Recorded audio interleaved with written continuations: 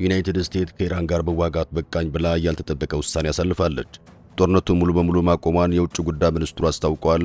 ይህም ከትራምፕ የተላለፈ ትዕዛዝ ስለመሆኑ ተሰምቷል። የአሜሪካ ድንገተኛ ውሳኔ ብዙዎችን እያነጋገረ ይገኛል። ኢራን አይበገሬነቷን ላለማሳየት አሳይታለች። አውሮፓንም ማስጠንቀቃለች። የኢራን የውጭ ጉዳይ ሚኒስትር ከሩሲያ መልስ ወደ ቻይና እንደሚጓዙም ታውቋል። ተርክ ሃይፐርሶኒክ ሚሳኤል መታጠቋ ተሰምቷል። ይህም ለጠላቶቿ መርዶ ሆኗል። ዘለንስኪ ሩሲያን እያስጨነቁ ቀጥለዋል። ትራምፕ ፊታቸውን ወደ ኤርትራ ዙረዋል የተባለው በኤርትራ ላይ የጣሉት ማዕቀቦች እንደሚነሱም ተሰምቷል። ሰላም ጤና ይስጥልን የተከበራችሁ ውድ ቤተሰቦቻችን፣ በእነዚህ ርዕሰ ጉዳዮች ዙሪያ ቆይታ እናደርጋለን። አብራችሁን ቆዩ።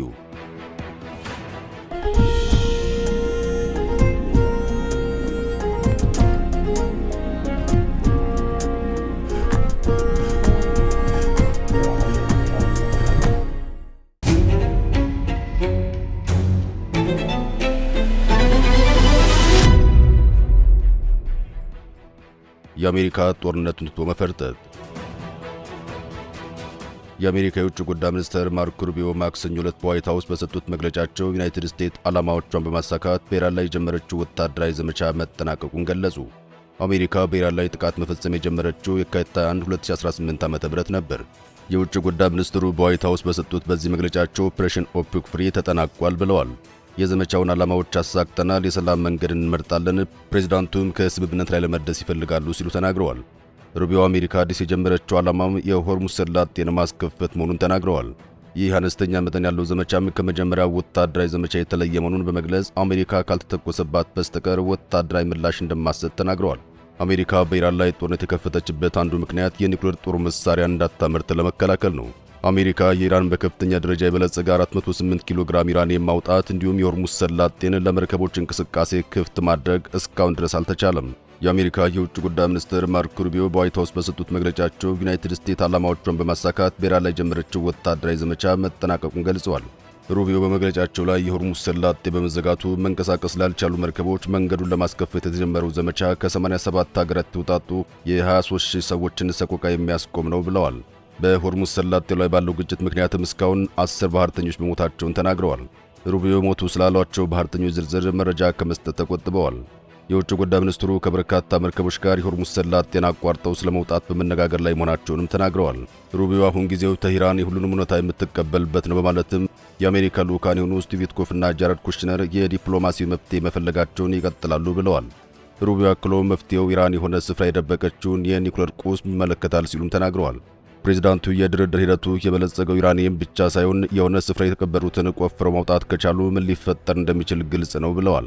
ሩቢዮ በሁለቱ ሀገራት መካከል እየተካሄደ ነው ስለሚባለው ውይይት ተጨማሪ መረጃ ከመስጠት ተቆጥበዋል። ይህ በጣም ውስብስብ ነው፣ በጣም ቴክኒካዊ ነው። ነገር ግን እነሱ ለመደራደር ፈቃደኛ ስለሆኑባቸው ርዕሰ ጉዳዮችና እነዚያን ንግግሮች ጠቃሚ ለማድረግ በግንባር ቀደምትነት ሊያደርጉ ስለሚችሉ መጠን በጣም ግልጽ የሆነ ዲፕሎማሲ መፍትሄ ሊኖረን ይገባል ብለዋል። ተህራን ለሩቢዮ መግለጫ ምንም አይነት አስተያየት አልሰጠች ሲሆን የፓርላማው አፈ ጉባኤ መሐመድ ባጋር ጋሊባፍ የነበረውን ማስቀጠል ለአሜሪካ ከባድ መሆኑን እናውቃለን፣ ለእኛ ግን ግጭቱ ገና መጀመሩ ነው ሲሉ ተደምጠዋል። ባለፈው ወር ከአሜሪካ ጋር በነበረው ድርድር የኢራን ተደራዳሪ የነበሩት ጋሊባፍ የመርከቦችን እንቅስቃሴና የኤነርጂ ፍሰቱን ደህንነት በአሜሪካና በአጋሮቿ የተኩስ አቁም ስምምነት ጥሰትና እገዳ አደጋ ላይ ወድቋል ብለዋል። ይሁን እንጂ የእነሱ የክፋት ድርጊት አይሳካም ሲሉም ተደምጠዋል።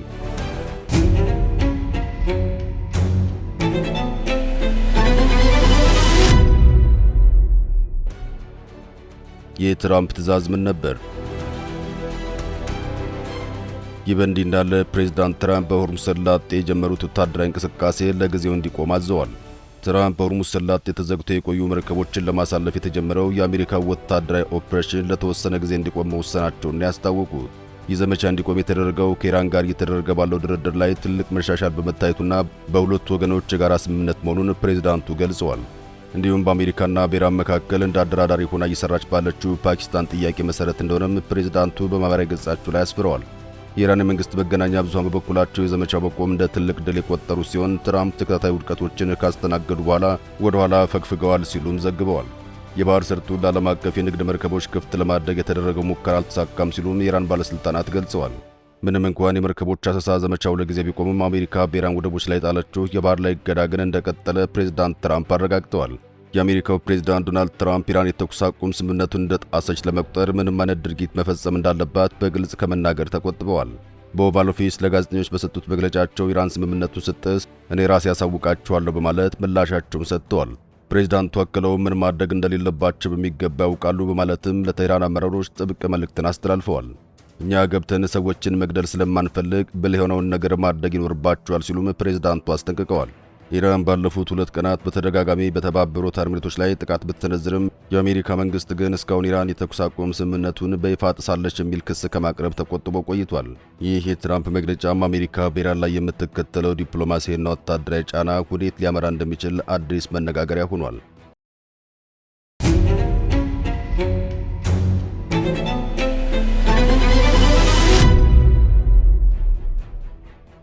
የአራግቺ ጉብኝት በቻይና። የኢራን የውጭ ጉዳይ ሚኒስትር አባስ አራግቺ በቤጂንግ ጉብኝት ሊያደርጉ ስለመሆናቸው ተሰምቷል። የውጭ ጉዳይ ሚኒስትሩ በአሜሪካና በእስራኤል ጥምር ጥቃት ዓለም አቀፍ የነዳጅ አቅርቦት ቀውስ ከተከሰተ በኋላ ለመጀመሪያ ጊዜ ለይፋዊ ጉብኝት ወደ ቤጂንግ እያመሩ መሆኑ ነው የተነገረው። ሚኒስትሩ ጉዟቸውን የጀመሩ ሲሆን በቆይታቸው ከቻይና አቻቸው ዋንግ ዩ ጋር ሰፊ ውይይት እንደሚያደርጉ የኢራን የውጭ ጉዳይ ሚኒስትር በቴሌግራም ገጹ ባወጣው መግለጫው አስታውቋል። ኢራን የሚኒስትሩን ጉብኝት ለስንት ቀናት እንደሚቆይ በዝርዝር ባትገልጽም በውይይቱ ወቅት በዋናነት ቀጠናዊና ዓለም አቀፋዊ ወቅታዊ ሁኔታዎች ላይ ትኩረት እንደሚያደርጉ ግን ገልጸዋል። የቻይና የውጭ ጉዳይ ሚኒስትር በበኩሉ ጉብኝቱ በነገው ዕለት እንደሚካሄድ በሰጠው መግለጫ አረጋግጧል።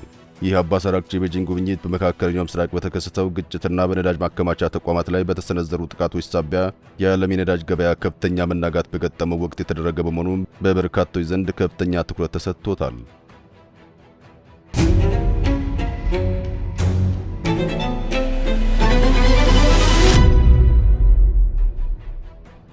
የኢራን የአውሮፓን ማስጠንቀቅ።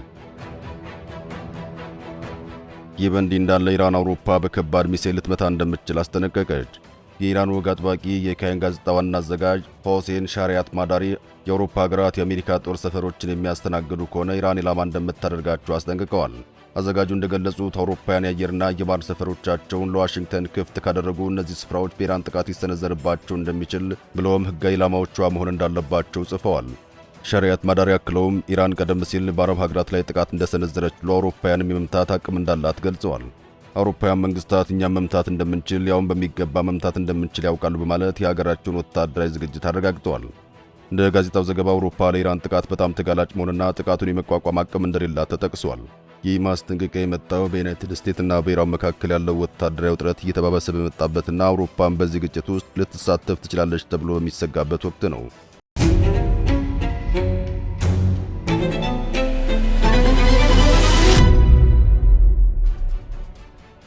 የቱርክ ሃይፐርሶኒክ ሚሳኤል መታጠቅ።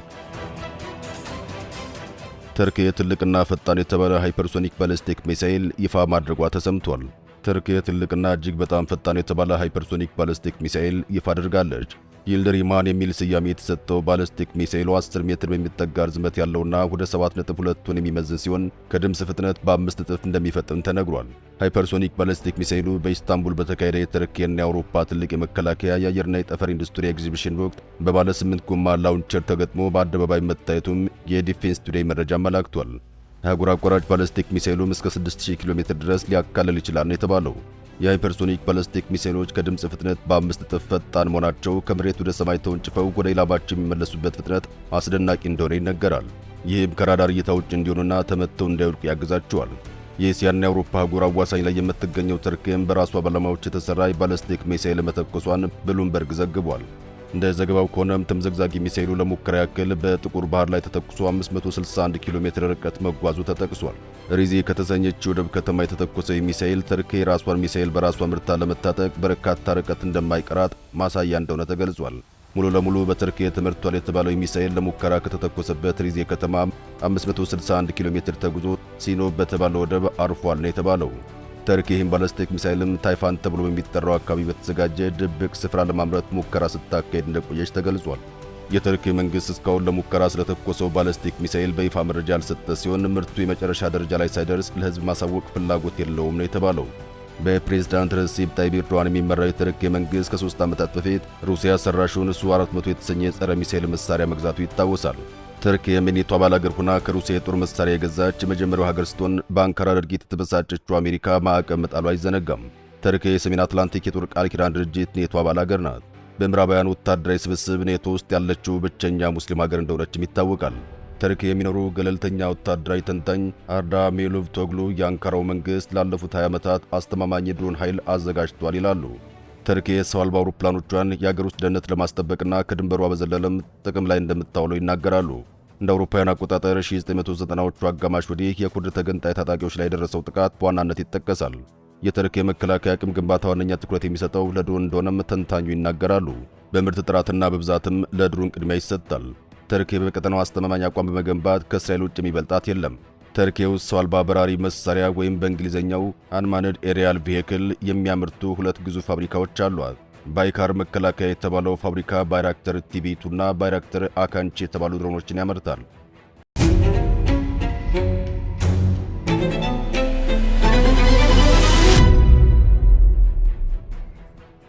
የዩክሬን ጦር ግስጋሴ ዘለንስኪ በሩሲያ ውስጥ 1500 ኪሎ ሜትር ዘልቀን የሚሳኤል ጥቃት ፈጽመናል አሉ። የዩክሬኑ ፕሬዝዳንት ቮሎዲሚር ዘለንስኪ የጦር ኃይላቸው በረጅም ርቀት ተወንጫፊ ሚሳኤል ሩሲያ ላይ መጠነ ሰፊ ጥቃት ማከናወኑን አረጋግጠዋል። ፕሬዝዳንቱ እንደገለጹት በዛሬው ጥቃት ኢላማ ከተደረጉት መካከል ከሁለቱ ሀገራት ወሰን በ1500 ኪሎ ሜትር ርቀት ላይ የሚገኘው ወታደራዊ ኢንዱስትሪ ማዕከል ይገኝበታል ብለዋል። ይህ ጥቃት የተከናወነው ኤፍ5 ፍላሚንጎ በተሰኘው ዩክሬን ሰራሽ በሆኑ ክሩዝ ሚሳኤሎች መሆናቸውን ያስታወቁት ዘለንስኪም ከተመቱት መካከል የወታደራዊ ተሽከርካሪዎች፣ የቅኝትና የሚሳኤል፣ የኤሌክትሪክና ሌሎች የሩሲያ የባህር ኃይል የሚሆኑ ቁሳቁሶች የሚመረቱባቸው ፋብሪካዎች እንደሆኑም ገልጸዋል። ፕሬዝዳንቱ ጨምረውም ሩሲያን ጦርነት አቁማ ወደ እውነተኛው ዲፕሎማሲ ብትገባ ይሻላታል የሚል ምክር ለግሰዋል። ዘለንስኪን መግለጫ የሰጡት የሩሲያ የድል ቀን በማስመልከት የተደረገው የተኩስ አቁም በሩሲያ መጣሱ ከተገለጸ ከጥቂት ሰዓታት በኋላ ነው። የሞስኮ መንግስት በበኩሉ የተኩስ አቁሙ እንዳልጣሰ ገልጾ ዩክሬን በሰላማዊ ሰዎች ላይ በፈጸመችው ጥቃት መልስ ለመስጠት ዝግጁ መሆኑን ተናግሯል።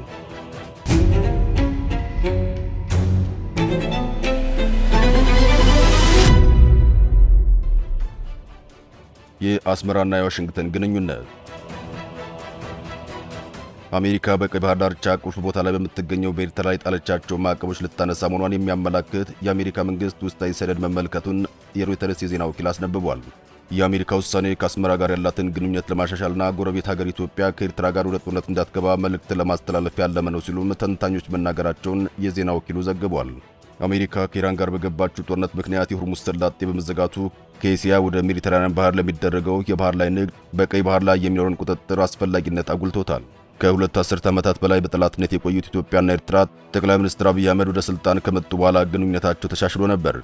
የሁለቱ ሀገራት ወታደሮች ትግራይ ውስጥ በተካሄደው ደም አፋሳሽ ጦርነት በአንድ ጎራ ተሰልፈው ተዋግተዋልም እየተባለ ይወቀሳል። ጦርነቱም አሜሪካ ዋነኛ ተሳታፊ በነበረችበት የፕሪቶሪያ ዘላቂ ሰላም ስምምነት ከተቋጨ በኋላ በኢትዮጵያና በኤርትራ መካከል የነበረው ወዳጅነት ተቀዛቅዟል። ጠቅላይ ሚኒስትር አብይም በይፋ የባህር በር የማግኘት ፍላጎትን መናገር ከጀመሩ በኋላ ወደ ጠላትነት ተሸጋግሯል። አሁን አሜሪካ በኤርትራ ላይ የጣለቻቸውን ማዕቀቦች የምታነሳ ከሆነ ኢትዮጵያ የባህር በር ለማግኘት ትወስድ የምትችለውን የትኛውንም አይነት የኃይል እርምጃ እንደማትደግፈው መልእክት የሚያስተላልፍ መሆኑን በአፍሪካ ቀንድ ያሉ ዲፕሎማቶች መናገራቸውን ሮይተርስ ጠቅሷል። የዜና ወኪሉ የጠቀሰ የአሜሪካ መንግስት ውስጣዊ ሰነድም የባህር በር በኃይል ለማግኘት የሚደረግን የትኛውንም አይነት ሙከራ እንደሚቃወም ለኢትዮጵያ በተደጋጋሚ ያሳውቋል ይላል። በተጨማሪም ኢትዮጵያና ኤርትራ አንዳቸው በሌላኛቸው ውስጣዊ ጉዳይ ላይ ያላቸው አለመረጋጋት በሚፈጥር ተሳትፎ የተነሳ ማሳሰቢያ እንደተሰጣቸውም ተገልጿል። ይህ በእንዲህ እንዳለ ከአንድ ሳምንት በፊት ወል ስትሪት ጆርናል የፕሬዝዳንት ዶናልድ ትራምፕ አስተዳደር አሜሪካ ከኤርትራ ጋር ያላትን ግንኙነት ለማሻሻል እያሰበች መሆኑን የአገሪቱን ባለስልጣናት ጠቅሶ ዘግቦ ነበር። ጨምሮም የፕሬዝዳንት ትራምፕ አስተዳደር አሜሪካ በኤርትራ ላይ ጣለቻቸው ማዕቀቦች የማንሳት ሂደት ለመጀመር ፍላጎት እንዳለውና አሜሪካም ከኤርትራ ጋር ግንኙነቷን ለማሻሻል የሚያስችሉ እርምጃዎችን ለመውሰድ ግምገማ እያካሄደች መሆኑን ጋዜጣው አመላክቶ ነበር። የቀድሞው የአሜሪካ ፕሬዝዳንት ጆ ባይደን ኤርትራ በሰሜን ኢትዮጵያ በተካሄደው ጦርነት ውስጥ በነበራት ተሳትፎ ጋር በተያያዘም ከ5 ዓመታት በፊት በኤርትራ ገዥ ፓርቲ ወታደራዊና ፖለቲካዊ ባለስልጣናት ላይ ዕቀባ መጣላቸው ይታወሳል። ሮይተርስ ተመለከትኩት ያለው የአሜሪካ መንግስት ውስጣዊ ሰነድ በርካታ ሀገራት የሚመለከቱት ፕሬዝዳንታዊ ትዕዛዞችና ማዕቀቦች በቀናት ውስጥ እንደሚያነሱት አመላክቷል። ነገር ግን ኤርትራን ጨምሮ በሌሎች ሀገራት ላይ የተጣሉ ማዕቀቦች መነሳታቸው መቼ እንደሚገለጽ የተባለ ነገር የለም። ሮይተርስ ከአሜሪካ የውጭ ጉዳይ ሚኒስትርና የገንዘብ ሚኒስትሮች በጉዳዩ ላይ አስተያየት ለማግኘት ያቀረበው ጥያቄ ወዲያውኑ ምላሽ አላገኘም። ሮይተርስ በተጨማሪ ከኤርትራ ማስታወቂያ ሚኒስትር የማነ ገብረ መስቀልና ከኢትዮጵያ ጠቅላይ ሚኒስትር የፕሬስ ሴክሬታሪ ቢሌኔ ስዩም አስተያየታቸውን ጠይቆ ምላሽ አለማግኘቱን ገልጿል። የአሜሪካውን ታዋቂ ጋዜጣ ወል ስትሪት ጆርናል ዘገባን ተከትሎም በኤርትራ ያለው የሰብአዊ መብት አያያዝና በቀጠናዊ በሚካሄዱ ግጭቶች ውስጥ ባላት ሚና የተነሳም የተለያዩ ወገኖች አሜሪካ ማዕቀቦችን ለማንሳት ማሰቧን የሚቃወሙ ትችቶች ተሰንዝረዋል። ይህን ተከትሎም በዋሽንግተን የሚገኘው የኤርትራ ኤምባሲ በአሜሪካና በኤርትራ መካከል ባለው ግንኙነት መሻሻል ላይ የሚሰጡ አሉታዊ አስተያየቶች የሚተች መግለጫን አውጥቷል። የተከበራችሁ ውድ ቤተሰቦቻችን ስለተከታተላችሁን ከልብ እናመሰግናለን። ጤና ይስጥልን።